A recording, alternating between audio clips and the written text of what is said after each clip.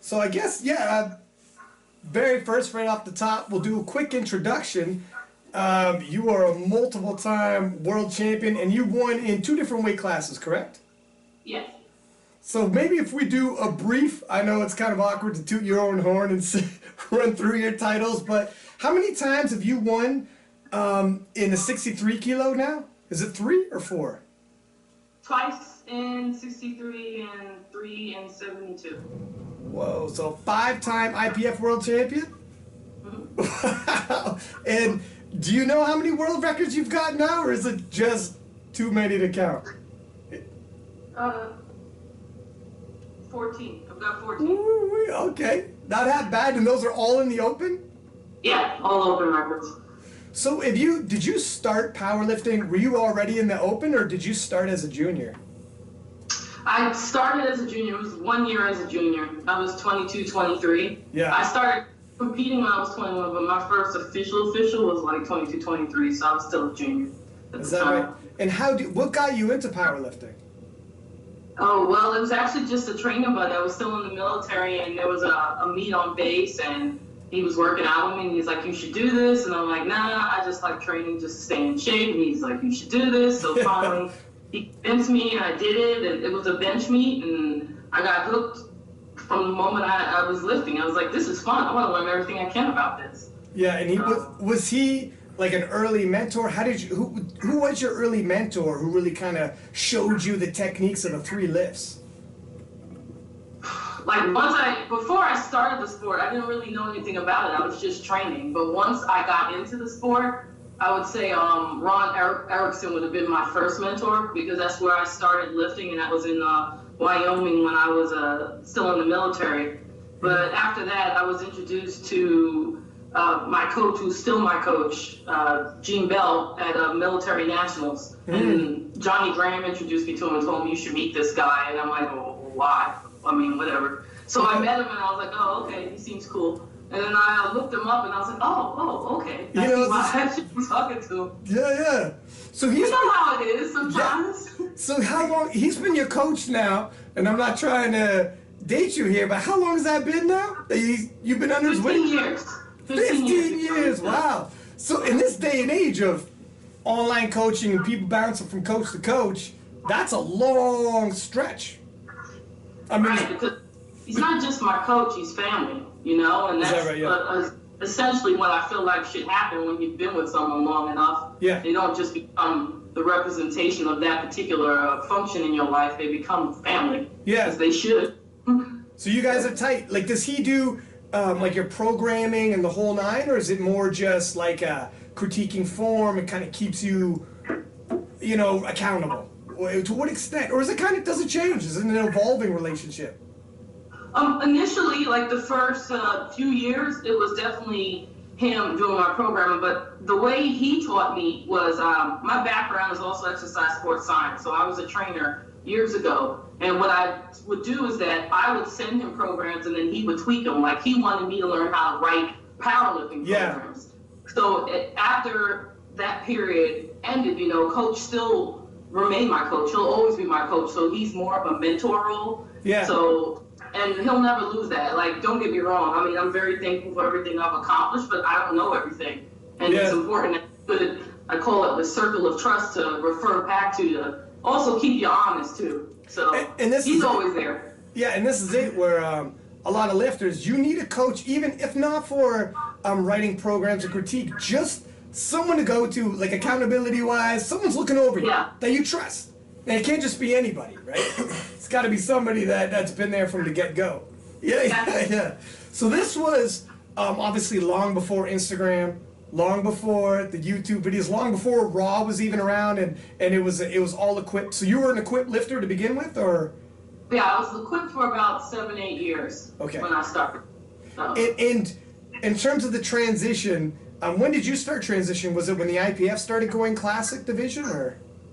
Well, actually, what happened, it was life. I just reached a period in training and competition where I got burnt out, and I just didn't want to do it anymore. So I stopped competing for about 2 or 3 years. It was probably around the time I was also in school too. So I decided to continue training, but I stopped competing. But the funny thing is that coach never stopped checking in. He never pushed me. But every once in a while, he kept saying, "Hey, you know, they just had the nationals, you know." Yeah. You would have won. I checked the totals. You would have won. Just letting me know. Basically, that's what he would do. And finally, I was like, you know what? I'll come back. And that's when I found out about raw lifting. Yeah. So I said, okay, I'll try raw. And it took off from there. Second part of my career, I guess. Do you still do equip training, even though you're a raw lifter? Yes, I do equip training. I do. I didn't want to point out the do. I do also train equipped. I definitely like getting into the knee wraps as well. I still have suits I still train in. I compete only once a year in the pro deadlift equipped, but I still have interest in competing equipped. But the problem is for me, it's the schedule, and I'm all about being 100% prepared. I'm not showing up to any meet, excuse my French, half-assed. Yeah. Especially the level of competition I have, I'm just not going to do it. And that's what some people don't realize. And whenever we talk to a lot of these athletes, like elite athletes, they all say, you know, people say like, oh, there's a meet coming up, you should show up, it'd be a lot of fun. But when you take it as seriously as this, it's fun, but you don't show up just for fun. That's gone. Like you play, you know, ping pong for fun, checkers for fun, you know, lawn darts for fun. Powerlifting, you take seriously. You show 100%, right? They don't realize it's that passion, right? Nothing less than 100% is going to do, right? So, and it's a tough schedule. It really is. So do you think right now your next meet? I'm just kind of looking ahead a little bit. Randy, you said was the Icelandic. You're going to be doing the Icelandic meet, right? Now I'm doing the Reykjavik Icelandic Games. I did it last year, but what a lot of people don't know, and I can say it now, is that I was still recovering from an injury that I had. It was my first meet back, and it was literally the worst meet of my career. But I had to get through it, and I personally, I wanted to come back to this meet, and I was thankful to get the invite because I feel like for myself I need to do it so they could see me at 100%. That's right. Because they didn't see me at 100. So what was your injury? Yeah. And excuse me if I don't pronounce this properly, for quadratus labrum, so the right side of my QLs, I know that's the short term of it. Yeah. Basically what happened is, this is 2016, so 2015, last deadlift at Raw Nationals, I should have left it alone, but you know how it is, you're like, F it, whatever. I had competed 3 weeks ago prior to that, and I said, screw it. I'm still going to go for it. Let's see if I can break the world record again. And then 3 weeks later. So I locked in the pull, and before I can even rip it off the ground, I felt a shooting pain shoot up my right side, and it's been taking me a whole year to recover from that. So. Are you 100% recovered now? Oh, hell yeah. Yeah, okay. And were you recovered by the Nationals that just passed? Yes. Okay. Yeah. Okay, so you're all good in terms of that. Is there anything you attribute to that injury, though? Like, is there anything that Hello, I tried to lift the same amount of weight 3 weeks later. That's it. No. Yeah. I would not suggest that for anyone. What I should have done, hindsight's 2020, and I already knew the answer, but this is just a lesson to even the newer lifters, even we make mistakes. I should have just done what I needed to do to win Nationals, knowing that I was going to be competing 3 weeks later. Yeah. I even got the advice from the circle of trust telling me, Kimberly, just do what you need to win. But, you know, the athlete, the competitor in you is like, screw that. I want to give everything. Yeah. And, if I could go back in time, I would have just done what I needed to win. Because it would save me a lot of pain and heartache. Yeah. So. It's like the boxer. A boxer in a fight is never going to stop. The corner has to throw in the towel and say, listen, you gotta, this is your last round. The boxer's always gonna fight. And it's the same thing with powerlifters. Whenever you handle people, I'm sure you've handled plenty of powerlifters in your day, they always, no matter what injuries they walk into, are like, I'm good, load it up. Oh, yeah. And you have to tell them, no, slow it down, you know, we just need to win, we move forward. It's hard. That's the hardest part. Especially when you can get romantically attached to certain numbers in your head, certain goals, if it's a world record, etc., and you tell yourself, like, I went to sleep so many times envisioning this, and you're going to go for it regardless of how it feels. So when you do your equip training, do you do equip training sometimes preparing for a classic event? Yes. And you find is that like a secret weapon for you in terms of just loading up the nervous system extra, or? I wouldn't necessarily say it's a secret weapon. I just think it's another way to like really tax your body, like especially with overload, because obviously you can lift heavier weight with equipment. Yeah. As long as it's actually designed for you. I mean, hopefully someone you're not using just, I mean, don't get me wrong, loose suits are great, but a suit that's custom made for you is definitely going to work better when you're training. Yeah. So will you do straight up straps up for a squat the whole nine if you're going to use it? Oh, yeah. Oh, no kidding. Okay. So what would you're leading into, and I don't know how much you want to give away for your training, but. Oh, don't worry. Okay. So leading into, let's say, Raw Nationals or the Classic Worlds, what kind of a structure would you have in terms of how many days a week would you squat? Do you do like block pulls? I know some people don't do block pulls. Some people don't do board pressing for bench. And you add in suits and stuff. It sounds like a pretty complex programming.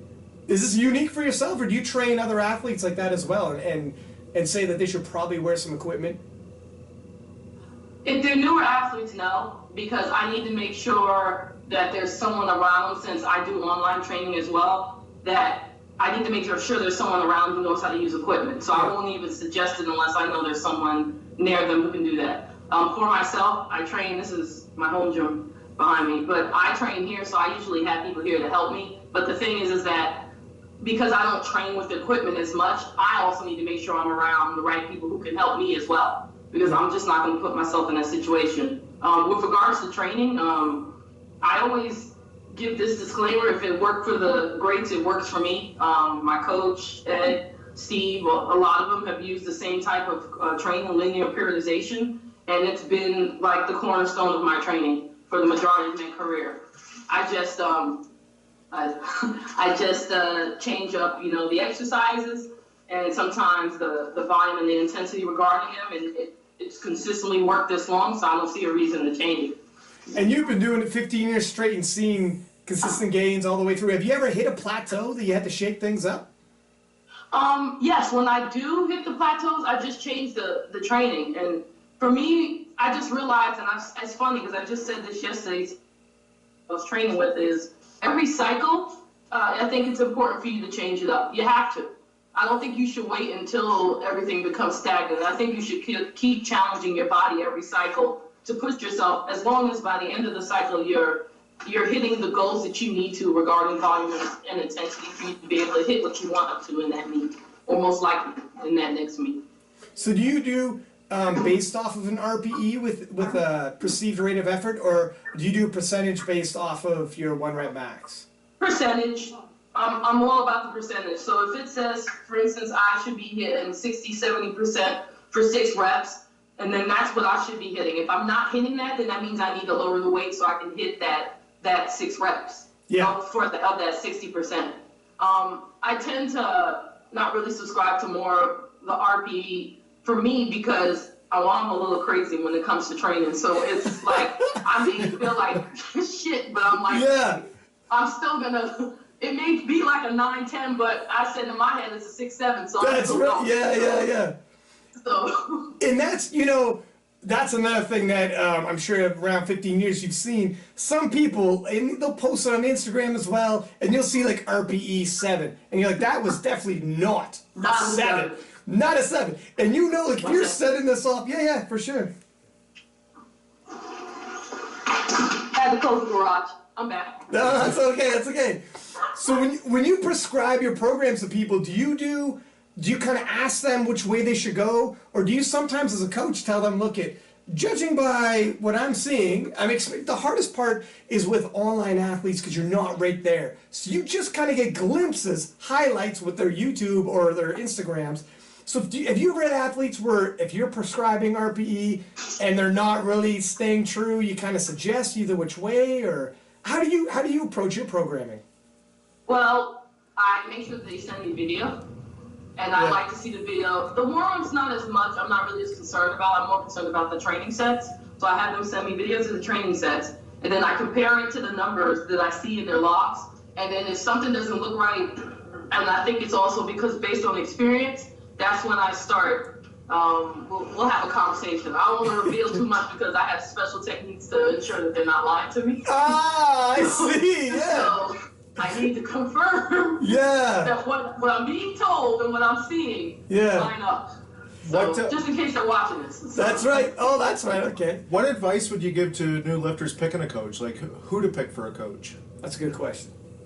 I always say this. I feel like the problem that it seems to be happening, and it's been for the last few years, is that people hear a name and they hear someone tell them that they're a coach or a world team coach or a world champion, but I'm like, you know nothing about the coach. You're supposed to take the time personally to go and research that individual. Mm-hmm. Check on the internet. Check if they say that they've done all these things, go verify it. Because you need to know, because you're trusting in that person to help take you to the next level. You're paying that person sometimes to help take you to the next level, so you should know who you're dealing with. And also, if you're friends, most likely, because our community, even though it's large, I don't feel like it's that large in the sense that we all kind of know each other somehow. Yeah. So I'm sure you could talk to someone on Facebook and Instagram who may have worked with them, positive or negative, and get a general idea. But then in the end, you'll have to make your own decision if that person is helping you reach the goals you want to reach.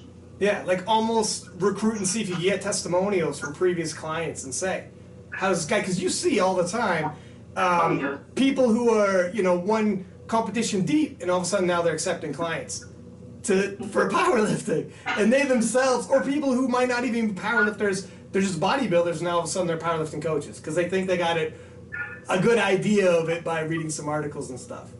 Yeah, I hear this from my bodybuilding buddies too. They say it about the same thing. A person does one show and all of a sudden they're a coach. Yeah. So yeah, I get it.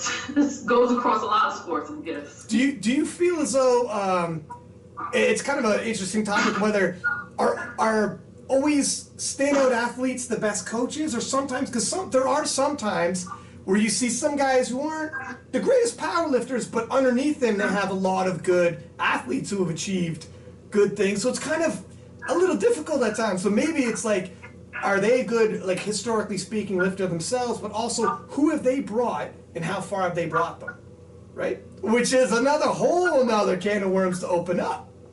No, this is how I look at it. Okay, you've got the elite athletes who have the resume, but also have an understanding of how to create programs and able to use that to help cultivate lifters. And then you have, like you said, coaches who may not necessarily have reached the elite status, but because of experience. But make sure you pay attention to the level and the type of experience, because you'll have some who will say that they're a coach for a lifter, but if you're only handling that lifter, you're not their coach. And what I mean by handle is that if you show up to me and I give you my card, you're not my coach. The coach is the person who off the platform is in there listening to me whine and complain when I'm having crappy days and reviewing my videos and in there telling me to get my ass in the gym. That's my coach. Yeah. So I think some people also need to understand the difference. And that's something also that when they're looking for a coach, something they should consider. When they tell you that they're coaching these people, are they really coaching them? Because do you think part of being coached, like there's a lot of online coaches, also going over the training videos and then handing in, here's what my suggested attempts would be for you, etc.? Because like that's a whole nother art and science to it itself, is trying to help someone navigate, right? Yes, you'll have some lifters who will tell you what they want to lift, and I feel like sometimes, not sometimes, pretty much all the time, you just got to be honest and be like, look, based on the volume of numbers you hit, this is what I think you're good for. Yeah. I'm being completely honest. And I always say this, we can start with this, let's start with my plan, and then see, if you hit things according to this, then I will give you a little bit more leeway to hit what you want to hit. Yeah. But I already know that most likely enough, unless there's something crazy happening on meet day, because of the program that I've set up for them, they should be able to hit the numbers that I've assigned for them to hit. Yeah. And most of the time, it's usually what they want anyway, so it still works out. Yeah, so you don't find, sometimes, more often than not, are they trying to stretch a little further, and you're trying to reel them back down? No? In the sense, I can say for my lifters, because I'm showing them based on their own volume. I say, look back at your own logs and see. For instance, if you've only been hitting 150 for reps of 6 or reps of 3, and then you're telling me you want to open with 180. Like, realistically, go look at your log. Do you really think that you're strong enough at this point? I'm not saying you won't be in the future, but I think there's nothing better than showing someone than letting them view it themselves and see, okay, yeah, she's right. I probably should just go with this and wait till I'm stronger to really hit what I want to. So yeah. But do you do heavy singles often in training, or heavy lifters do heavy singles? How do you feel about that? I don't hit a heavy singles until the end, and I call it like my ego lifts. Maybe towards the end of a cycle, if I'm having a really fun day and I'm like, okay, fine, I'm really feeling it. You know those days when you're like, yeah, I feel like it's going to be a special day, let's just go for it. Yeah. So that may happen once a cycle, maybe once. It doesn't happen every cycle. I'm all about, personally, I like the 3 to 6 rep range. My lifters don't train anything over 6 reps unless it's accessory work. Yeah. And that's where I keep it. But that's my lifters. I mean, other coaches have their own way, and that's just my way. So. And it's interesting how, I mean, we've talked to a few different coaches here and there, and everyone's got, you ask 10, I mean, elite level coaches, and everyone will have, there is no right or wrong way. You know, there's just unique formulas out there, right? It's just what works for the lifter. Like, I tell a lot of people out there, too, like, there's lots of programs out there that are great templates for starting someone on a program. But eventually what has to happen is that you have to curtail or tweak that program to that particular athlete. And that's why I reiterate the fact about saying that you have to change those programs. The templates are great for starting, but once you get to know a lifter, each lifter has their own little nuances. So you have to be able to tweak the training for each lifter. What works for one may not necessarily always work for the other. It's not even all about the tweaking too, it's the peaking. You see a lot of the coaches out there that are putting the training in, they get the strength up, but when it comes time for the meet, the peaks are where they're really struggling with. You don't see those big lifts come through. Some people leave it on Instagram. Yeah, that's about it. Some people have their key lifts ending up on Instagram instead of the platform. What I tell people sometimes is that what they don't realize, the people who may not necessarily have had enough time in the sport, is that you don't know what are the factors behind someone hitting those lifts. This goes for all of us. You don't know if they're competing like 5 pounds, 10 pounds over competition weight. You don't know if they ate enough that day. You don't know what happened that day. The only really gauge that we have of someone having success or moving forward or completion of lifts is at a meet. I mean, but it's the completion of the quality of lifts. This is my personal opinion, not the completion of total lifts. Because I feel like, who gives a shit if you complete 9 lifts if you finish 10th when you have another lift who finishes 4th and they win. So there's another. They finish top 5. And that's interesting. It's about, personally, I feel like as a coach, you should be striving to get your lifter to complete as many quality lifts as possible. And I mean quality in the sense that it's pushing them towards reaching a particular goal or goals that you have for them for that meet. And you know, it's interesting you say that, because I always say it's somewhat a pet peeve when people say, my goal is to go 9 for 9. You could go 9 for 9 every single competition if you like. Just stay well within your means and never push yourself. You go 9 for 9 every single time out. The hardest part is, say this is your tipping point, go right up to the tipping point and stay just below it and going 9 for 9 then. That's very difficult without spilling over and etc. So you just mentioned about how cutting weight can be a factor in terms of getting the most out of yourself. Do you cut a lot of weight, or are you not into the cutting weight in terms of water weight, dieting down, counting macros? How do you feel about that? I hate me when I say this, but I have to say it with a smile. But since I moved up to 72s, I've never had to cut weight. Whoa, that's nice. When I was a 63, I say definitely the last year or two, I was dropping somewhere in the range of 8 to 10 pounds. But what the thing was is that I would start out, 6 weeks prior to make it as less painful as possible, eating clean and doing what's necessary instead of having to do like more of a crash, where you drop in, 7 pounds in a few days, So I was prepared that literally by the time I had to compete as a 63, I'd be underweight 2 or 3 days before. So, but now that I'm a 72, ever since, it was like a great weight that had been lifted. Like nothing against everyone. But I don't have to worry about that. So do you prescribe to, how do you feel about water cutting? Do you think it's a good idea? I mean, you hear some people cut like 15 pounds and they say they feel great. Other people hear those stories, read the articles, try to mimic it, and just have a terrible day. And it just doesn't work. It's not across the board the same for everybody. And what's your experiences with it? It's been good. I've used it before, but that's for me. But like you said, it depends on the lifter. Like I know lifters who also use, they manipulate their sodium intake as well as a way. I personally think maybe it's not necessarily something you should do all the time, but I guess as long as you're recovering properly, then it's okay if you're used to doing it. But I think eventually over time it could tax the body. So, but it's up to that lifter. But I wouldn't be a hypocrite. I used it and it was fine for me. Yeah.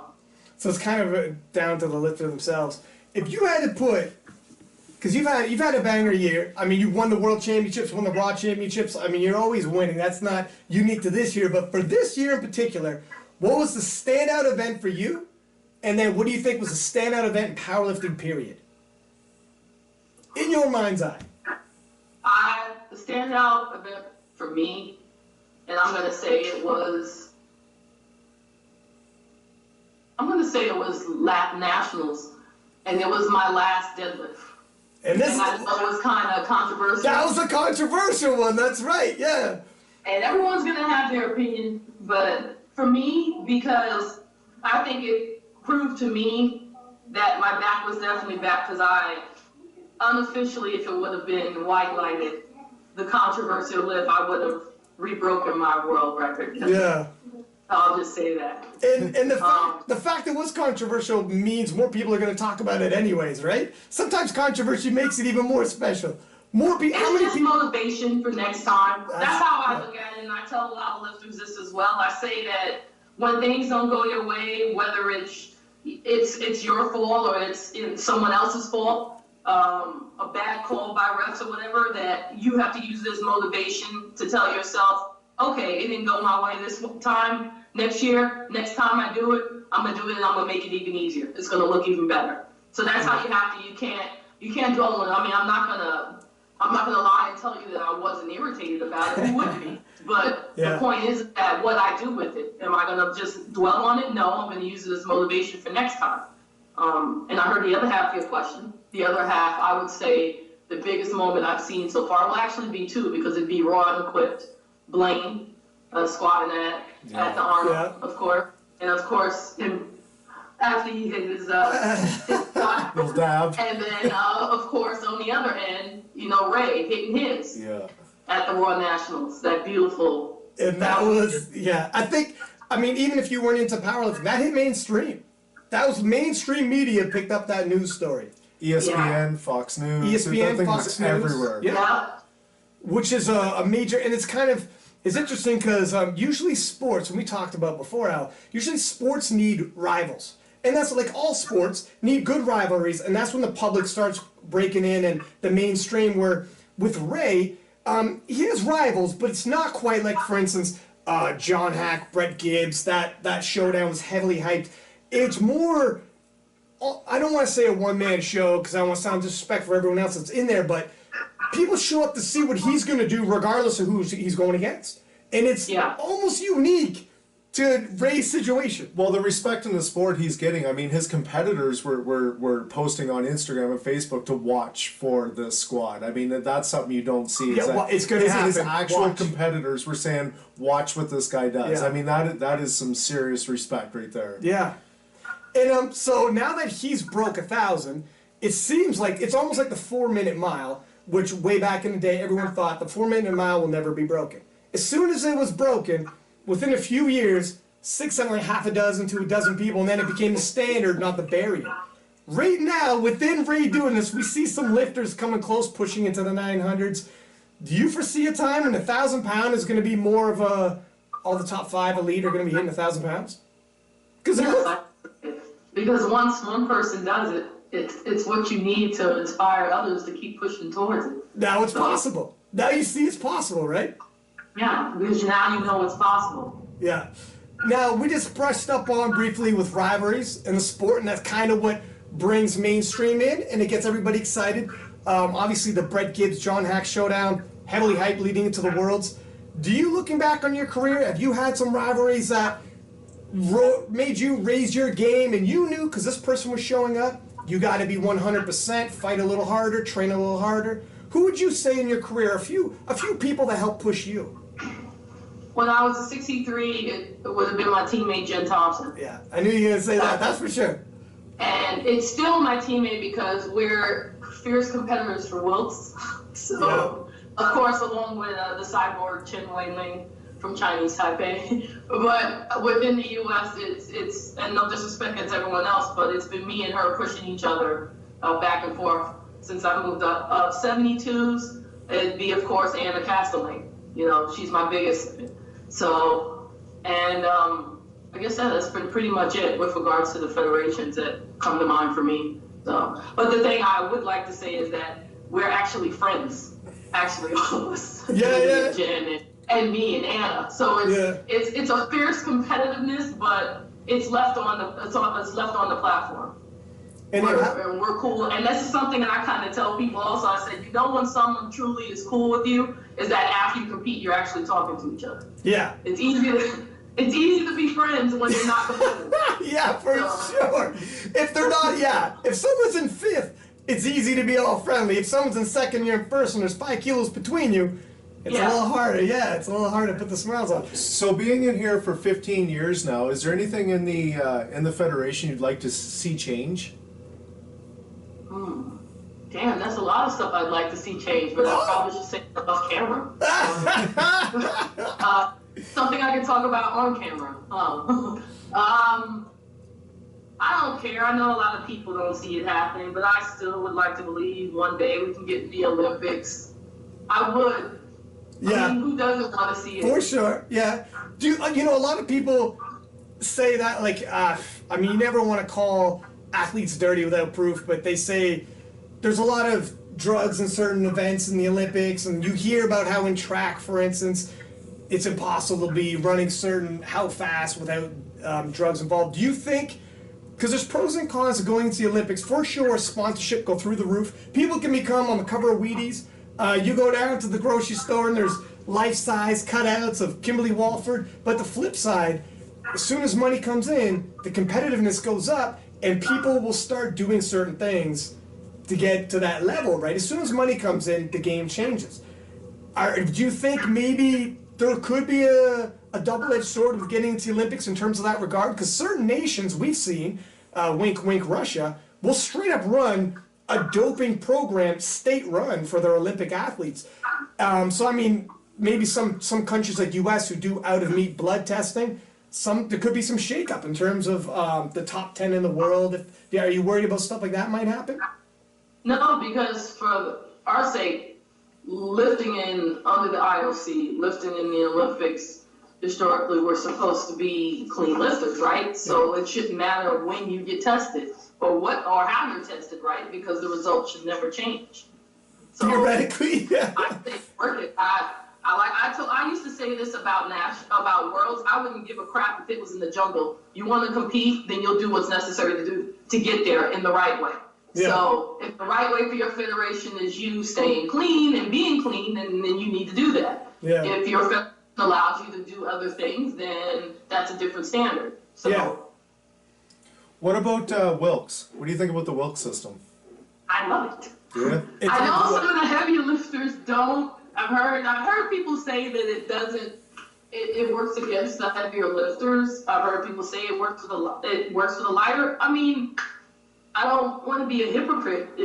I feel like it's a good system in the sense that it kind of evens things out for the most part. I mean, have they found a better system than the Wilks, which has a way of basically equalizing all the weight classes? I don't know. To be honest, I'm not sure if they have any other formulas out there. That'd be like a math guy question. I don't even know how they made the Wilks, to tell you the truth. I don't even know what they did to do the Wilks. I have heard, probably like you have, like a disproportionate amount of the super heavyweight men have very high Wilks, and some people have brought that up. But if I'm honest, I don't really know how it was devised, so I couldn't, I'm not really a math dude. But some people have argued that it's outdated. But it probably is the best one that we have in play so far. Yeah, so It is what it is. Yeah. Unless someone else can come up with something new. Now, powerlifters aren't exactly mathematicians, though. Let's not kid ourselves. We don't have too many mathematicians running around who are going to crunch these numbers for us. When we're talking about rivalries, is there someone that you feel is coming up on the up and up that you're kind of watching for in your weight class that you feel as though, because you've been around a long time, and Anna's been around the block a long time, and there seems to be an influx of junior lifters who are entering into the open. I mean, it was a lot less common to have somebody who was still a junior who would be beating out people in the open and winning the open world championships. And it's starting to happen a little more regularly. Obviously, like the internet, information sharing is a lot quicker. Online coaching, you get access. You could be from a remote location and have the world's best coach now do the internet. Is there anybody that's new coming up that you've been watching that you think is going to really blossom into a threat to Kimberly Walford? Which is weird to say a threat to Kimberly Walford, but there's got to be some people you're looking at. Of course there are people, but I'm not going to reveal who they are. It's part of my preference as well. I mean, I tell people this as well all the time. If someone tells you that they're not paying attention to their competition, then they're not serious about competing. Yeah. Everyone is paying attention who is serious, and we keep track of each other. So all I'll say is that I'm well aware of what most people are statistically capable of at meets before I even compete against them. So that's how serious I am about doing all I can to know about who I'm competing against, as well as preparing myself for any meet. And I would expect my competitors to be doing the same. So that's all I'll say. With that being said, so do you then hold back some of your lifts on Instagram and YouTube thinking that they might be watching or paying attention? Of course. Yeah, okay. I'll post my best stuff. If I do, it's after the meet. Yeah. Or it's after one that's not relevant. Yeah. Like a throwback Thursday. Oh, by the way, this is what I hit leading into. Pretty much. Yeah. And so when you take a look at this statistically and you're trying to track, have you noticed what an elite lifter would probably gain statistically in 6 months? If you're tracking, you're telling, okay, look it, going into the Worlds, I seen you did this at your nationals 4 or 5 months earlier. Do you just buffer up probably 5% on their total and think if I beat that, I'm probably within range? Is it kind of like that you do it, or? Well, that's one way of doing it, but then you also have to consider whether that lifter is dropping weight. Yeah. Or gaining weight, because that makes a huge difference. And I tend to tell people, like, more for, especially I feel like male, female, 72s and under, so 74 for guys. Any loss in pounds, like even just a pound or two, is huge for us, versus some of the heavier lifters, they can account for that. So that's something else you have to consider as well. Also looking to see what types of jumps you know based on, body weight on meet day. I mean, there is they may not necessarily want to call it a science, fine. There is a strategy to understanding how a lifter is going to perform. But the one factor I think that people can't account for is a lifter's heart. If you know a lifter is a fighter, regardless of what you see, you have to also you have to pile on a few more pounds, knowing that if that lifter's a fighter, there's a chance they'll still be able to get something they shouldn't be able to get. Yeah. That's a factor you can't accommodate for. And I consider myself one of those lifters. So then you're always in the fight. Have you ever been in a fight with another lifter on the platform and they pulled something and you're like, whoa, that was a game changer. Okay, here we go. No, I've been in fights, and like I said, definitely first championship with Jen. That was definitely the one with me and Anna. Like, that one was the first time we competed against each other. But the thing is that when I'm competing, I may be slightly aware of what they're doing, but I'm not focused on it. I'm focused on me hitting the numbers I need to hit, even accounting for missed lifts. I'm focused on doing what I need to do to get me where I want to be, so by the time I'm pulling, I'm where I want to be to accomplish my goals. Like, I personally feel like I don't want to rely on my deadlift to get me the result that I want. I don't ever want to be that lifter. I mean, I'm thankful for it, don't get me wrong. Like, I'm sure we all are with your best lift, but I want all my lifts to be equally as good as to where I need them to get me to where I want to be by the end. I don't want to leave it up to that chance that, God forbid, excuse me, God, but something happens where it's coming down to you needing that lift to win. I prefer not to have to do that. Who wants to do that? And you've had, you mentioned in terms of like handling, and you kind of somewhat not pay attention. So is this really when you put a lot of trust into who's handling you, and they're paying attention with, look, you're going to need, game plan wise, if you don't hit this squat, you're going to start falling behind. You don't hit this bench, we're a little further, and we're starting to dig a little bit more and more of a hole we're going to have to dig out over that big dead. So is that really when you kind of rely on your handler to be doing this math, and you don't like to take a look and do the math, just tell me what I need to hit, and I'll stick to the game plan? Or do you kind of like getting involved on that kind of stuff? No. Before I get to a meet, I have, no lie, at least probably 7 to 10 scenarios. Oh yeah, okay. I'm that serious about what numbers I need to hit. That's why I say quality lifts. What numbers I need to hit, and if I miss this is where I need to be. And then also what I have is that, my coach as well as, my circle is there with me. They'll also be running numbers, which is what should be happening if anyone's back there with you. I don't need you to get me a damn glass of water. I need you to let me know, okay, am I still where I need to be? Have they made any jumps that I'm not aware of? Me hitting this number should still keep me where I need to be. That's how we're all working back there. Yeah. So, like a team, like a unit. So you go through with your team your perceived attempts that you think you're going to need, touch up on the game plan, and tell them, keep me within this range, and we're good. Let me know. Yeah, we check in after every, by the end of the squat, by the end of the bench, just to make sure we know where everyone is. And then at that point, I'm like, okay, now we can have fun. Let's see what we need to do here. So you're obviously a huge deadlifter. That's your bread, like your deadlift is the bread and butter lift of the three for you. If you had to tell somebody, if you had to pick, and I think this might be a bit of a loaded question because it's probably going to be the deadlift, but what do you think is the best lift to have? If you can master one of the three, it's probably going to be the dead because you always have the final say, right? And it's going to be so frustrating for the person who's an amazing squatter because you start off amazing and your just lead can be chipped away, and then by the end, that last dead, people come from behind and holy smokes. Pretty much. Pretty much sums it up, right? So somebody we haven't mentioned here, and who's really been gaining a lot of steam, not just social media, but her lifts are really being rocking and rolling, is Isabella from Sweden. Oh, yeah. A phenomenal squatter. She seems to be improving. She's still young. I think she's 26 years old, is she? I believe so. And she's gaining a lot of steam. Is she somebody that you've been eyeing, or this you probably have, and you're well aware? Do you think that she's going to start coming into her own 2017 and really start pushing you, Kimberly Walford? I think all lifters are going to be pushing you, but I treat everyone the same. I'm going to say yes, I'm aware of a lot of lifters. I'm not going to name anyone in particular, but I'm saying that as long as I continue to do what I need to do, then I should get the results that I expect to get based on what I'm doing, as long as I hit those numbers. Yeah. I know I'm well aware, and I think like any other lifter who's up in the top spot, we're aware of everyone.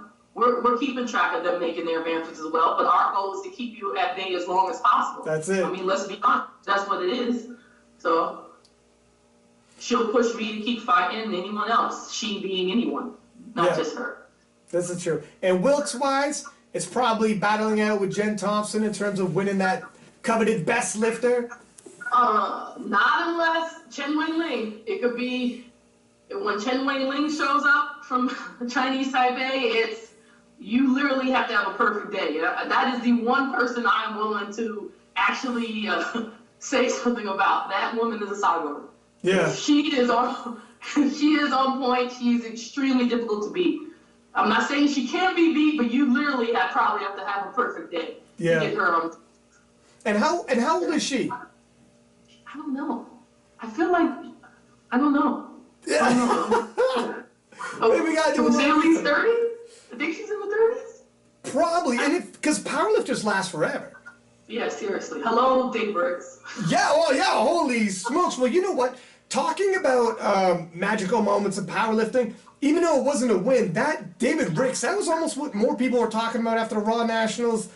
then who won? Well, he got the squat record, and then just Jesse Norris right to the last deadlift to beat him. I mean, that's a thing. It was Jesse Norris. I mean, Jesse Norris was the guy everyone was talking about before, and then all of a sudden Riggs just... Who would have thought toe-to-toe a brawl with Jesse Norris? Riggs put a scare on him. Deadlift. Put a scare on him. A scare on that young man. Yeah. In his 50s. Yeah, pushing 60. He's 57. Yeah, he's almost Master 3 now. Like, you know, Jesse Norris was respecting his elders. He's 57. He's 57. So pushing 60.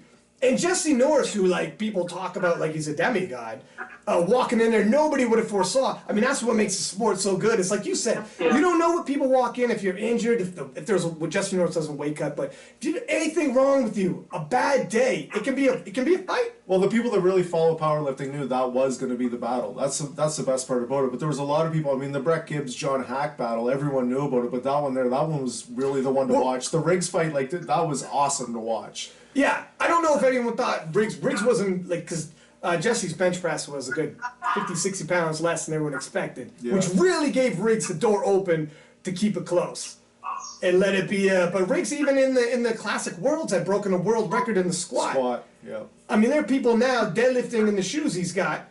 What was he deadlifting in, like running shoes or something? It was crazy, man. He's a character. I think someone posted the shoes.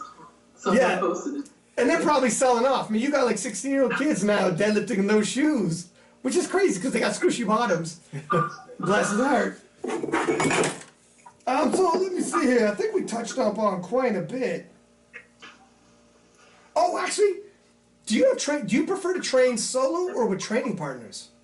I prefer to have training partners because sometimes you need someone there, not only just to help spot you, but just the presence there. But I've been training a lot on my own because it's not easy sometimes having someone to come, and especially like my main training partner, she sometimes gets off work late, so it just depends.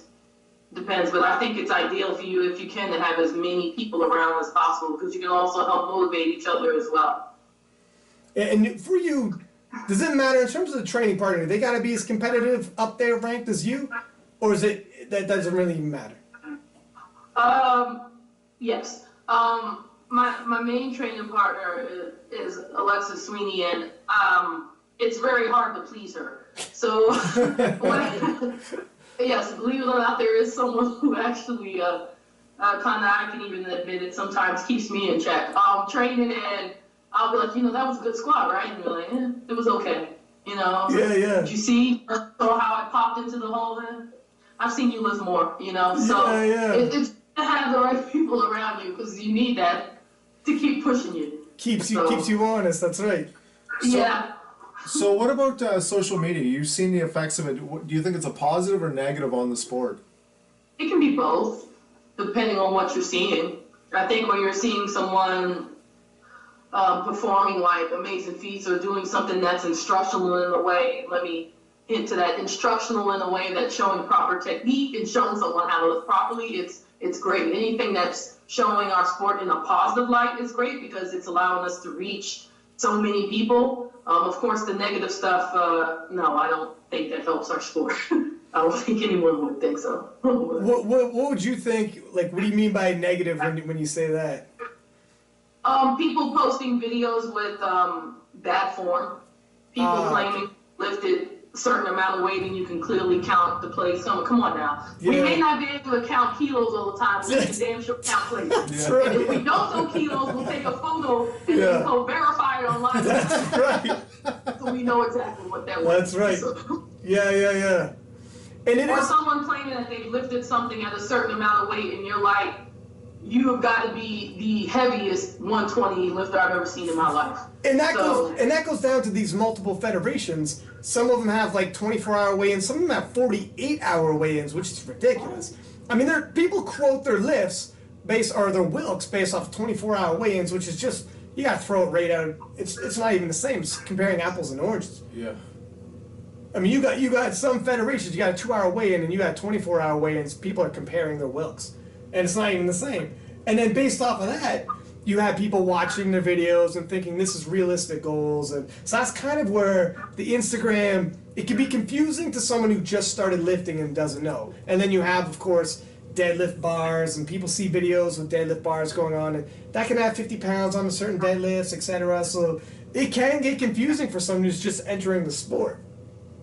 And that well, that's why I'm like telling people, like, there's different types of lifting in powerlifting. There's different divisions, so they need to take the time to really investigate and figure out, well, which is good for them. Because, like I said, we lift the way we lift because this is how we like, and everyone has their own way of lifting. But making sure that at least you understand the differences so you can pick the federation or divisions that work best for you. And were you invited to the U.S. Open? I know the USEPA tried to lure with big money. We've never seen this kind of money. Big money in powerlifting. And I know they sent you they had to have sent you an invite, no? Yes, I got an invite to the U.S. Open. You got invited to the party? Yes, I got invited to the party. And of course, I mean, it's great to be, ranked with everyone to get invited to this party. I mean, but for obvious reasons, I couldn't compete in it for a lot of us, so. Even for that kind of money? No. No. And believe me, I'm not knocking anyone who listens. I'm not saying it because I'm talking to you. I'm just saying for me, it's no. But I wouldn't knock anyone. I mean, for a chance to win $40,000, yeah, I get it. That's huge. Especially for powerlifters. That's $40K US. I mean, that's man, you win that. That's a whole nother ball game, man. You throw that down on the house. Could you imagine? It's just like standard that could set for other federations. Exactly. Like, you started giving, wow. Well, it was 40,000. I mean, you win your weight class and everything else. It was almost 50,000 top prize. Yeah, if you win weight, and then if you win weight class, bonuses for breaking world records. Yeah. The thing is it a sign of the economics of powerlifting, or is this just a one-off? A one-off where this particular event has somebody who's got a lot of money and not looking to recoup this money. It's almost like, I'm going to give this away. Because powerlifting, the way I'm looking at it, how is it financially possible they're going to even come close to breaking even? They're going to be so far. It looks like they're like almost $250,000 being handed out when you give away the potential world record bonuses, etc. That's insane. There's no way they'll even come close to breaking even. So is this a sign of where our sport's going, or is it more just, look at that, don't get overly excited, other federations aren't going to adopt this? I think we would have to wait to see if this is going to be something consistent, and not just for the U.S. Open, for other federations. If you can consistently see federations giving away money for wilks or winning titles or breaking world records, then we know that that's the way our sport's going. If it's just hit and miss every once in a while, then I still see people pushing and fighting to get into those types of meets or getting invited because it's an opportunity that doesn't happen all the time. Well, I think what they'll probably look at is the statistic afterwards, is how many people streamed it, how many people watch. I mean, there's things that can be put back into it through sponsors, how many people join the federation now. Like, there's all kinds of things they'll look back over the next year and see, is it worth to dump this money again? Yeah, could be. Or are we just doing this a one-off and we took a chance to advertise? Like, and it didn't hit. Like, what is their end goals, really? I have so many questions on this, and I know, like, a lot of people got invited and didn't necessarily post that big invite that everyone seems to be posting. Like, it's an honor to be invited because only, like, people with crazy wilks. But a lot of people, like, is this for real? How is this even possible, that 40K? This is, like, for real athlete stuff. You're a professional athlete now, right? Which is nuts.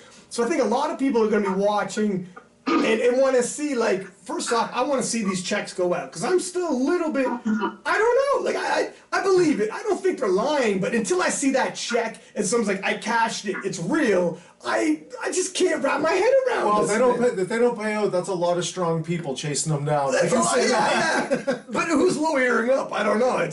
I don't know. We'll see. And then if they're going to even progress the next year. Because if it becomes a year after year thing, I mean, we're all IPF guys in this. We're all IPF right now, right? So we're talking from that standpoint, but it would start changing a bit of the face. Like, we'll start losing some stars. If the money's there and the money keeps going up, it's a game changer. You're going to see a lot of stars changing over. Well, my personal belief is you're going to see, because it's money. It's money to train. It's money to do a lot of different things. But I think the sponsorship is where they're going to look at. They're really going to look to see what they gain off of this and see if there's going to be money for it in the end. Well, what would this necessarily mean in terms of the structure of powerlifting? Would people start looking at, I want to do well at the IPF Worlds so that I get invited the next year to possibly win 40K?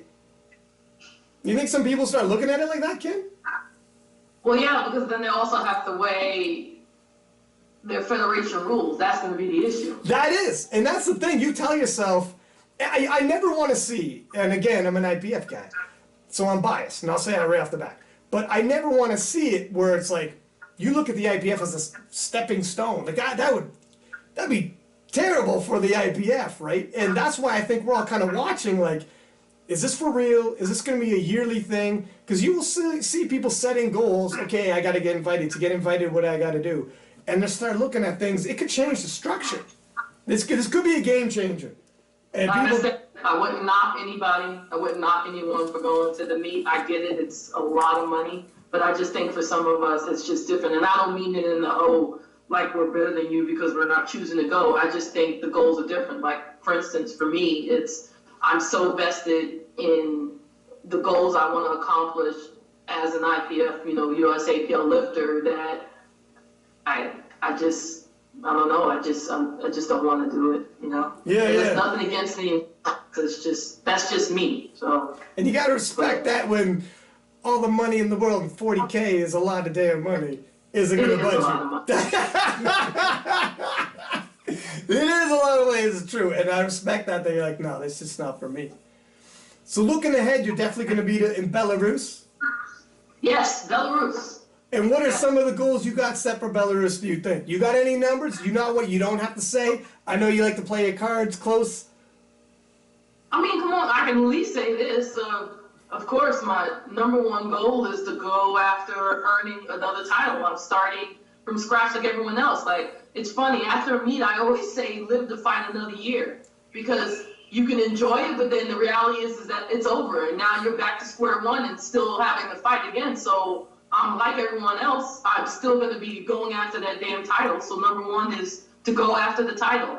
And then if anything else, of course, to break records. That's who doesn't want to break records. And can we probably accept or expect the same deadlift to be attempted as the Raw Nationals and right that wrong?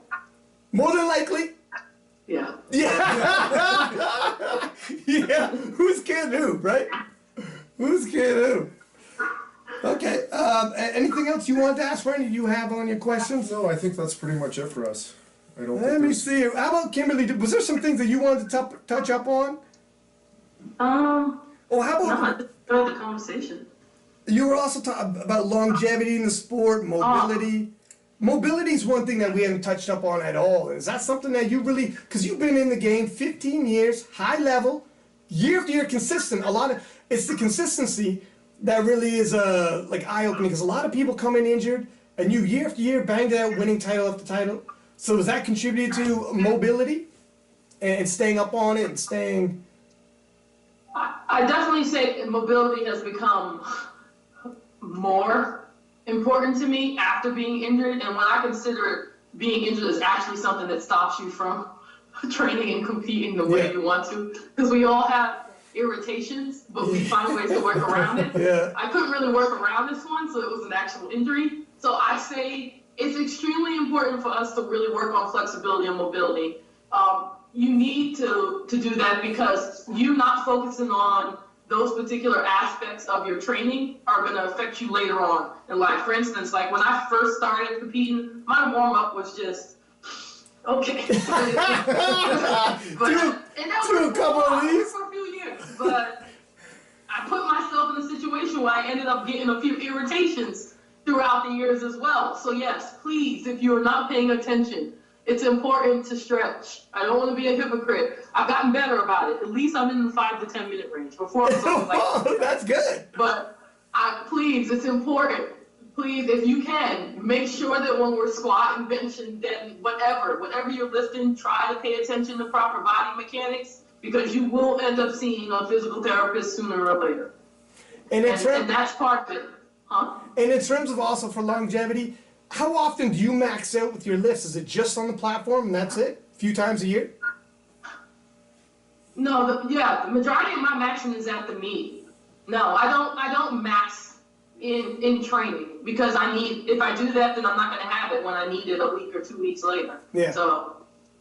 And I personally like to, if I'm going to get close to 90-95%, if I want to, just to see where I am, I call them like the Eagle booster lifts or a training session. I'll do it like a month out. So at least I can give myself a full month to recover. I don't want to be pushing anything too close, because I'm gonna need it. And how many times a year do you like to compete? 3 or 4? Wow. I like to, yes, well, depending, because they're nationals, the Arnold, or Worlds. At the minimum 3, because those are the 3 majors. Yeah. But every once in a while, I get blessed to get invited to specialty meets, international meets. So I say no more than 5 for me. And that's pretty active. Ideally 4. 4 is probably good for me, but no more than 5. That's a lot, actually. Yeah. Well, see, the Arnold, I only do the pro deadlift. Yeah. So it's still, obviously it's a full body meet for me, but it's not the same as with regards to prep. Yeah. So. And do you tailor your prep to that? If it's a dead only, you don't are you gonna squat as much? And certainly you don't have to bench, but. Still training, but it's more of a hybrid style where, I'll be focused more on, I'll still be training raw, but I'll do primarily more equipped deadlifts, because I have to obviously get back used to the suit. But if I had to give advice to someone, I would say the ideal number, not being a hypocrite, would probably be 3. I feel like you should try and hit a meet every 12 to 16 weeks. It gives your body enough time to basically repair after competing and to really build yourself back up to where you're ready for that peaking phase again. Mm-hmm. So, well, my opinion. Yeah, that's right. Well said. Well, Randy, you got anything else you want to throw in there? No, I don't think so. I think we covered it pretty much else. Is there anything you want to say? Come on, I gotta say, I have to give a shout out to my sponsors. Oh, there we go, yeah, okay. Gotta say thank you to SPD Apparel, SPD USA. I have to say thank you to 8 Man Strong and Premier Sports Concrete. And a shout out to my teams, BPS, Bell Power Systems, and OTG. And thank you, everyone who loves powerlifting. We are an awesome sport. Let's continue to grow. And if anyone wants to contact you for coaching, they should do so. They can contact me on just my Facebook, Kimberly Walford, or on Instagram, Trackfood, TRACKFU. So. There you go. Heard it here. Thanks for coming on board here, Kimberly. You did amazing, and we look forward to seeing you competing in Iceland. Good luck.